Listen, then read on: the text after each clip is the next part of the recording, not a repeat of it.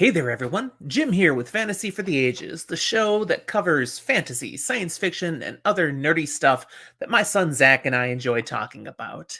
If you enjoy this episode I'm bringing to you today, just a short 5-minute conversation, be sure to click the like button below. We'd love if you subscribe to our channel and check out all the things Zach and I are trying to bring out to you.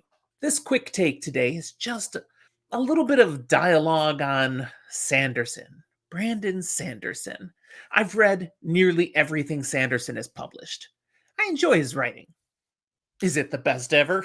No, it totally is not. But is it good? Is it entertaining?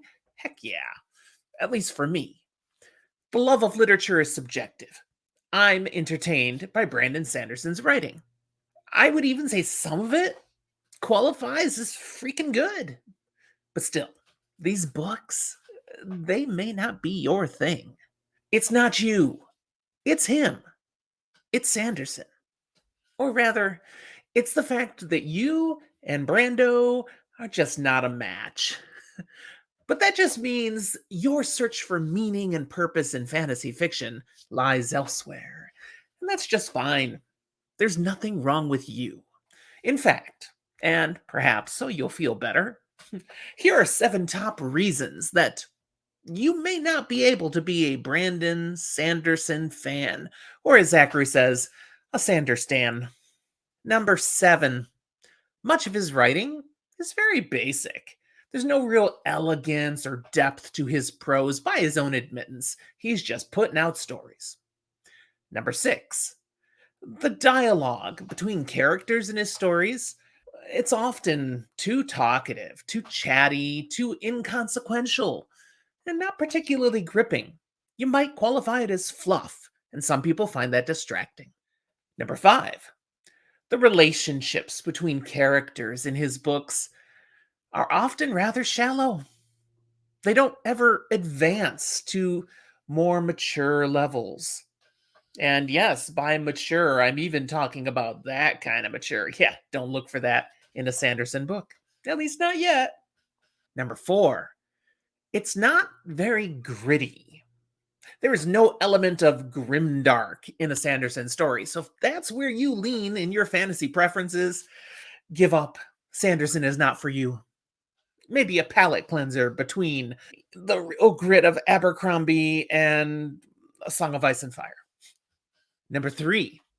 The magic systems? Oh, does Sanderson love his magic systems?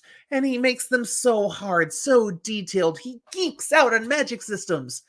And you may not. You may just want some easy plot-serving device. There's plenty of fantasy out there like that.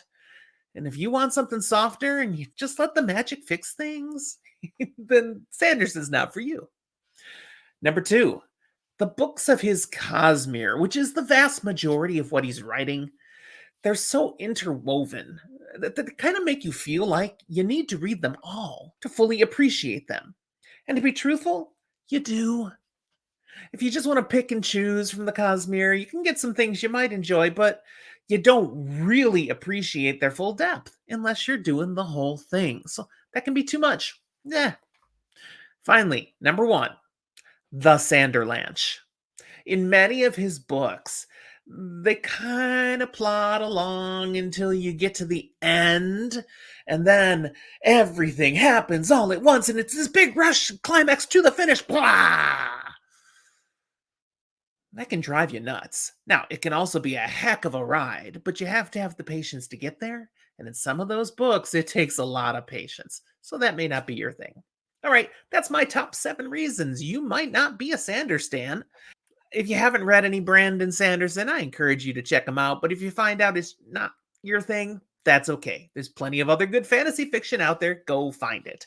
Speaking of going and finding content you'll enjoy, again, check out the rest of the things right here on our channel. Thanks for watching this one. We'll talk to you next time.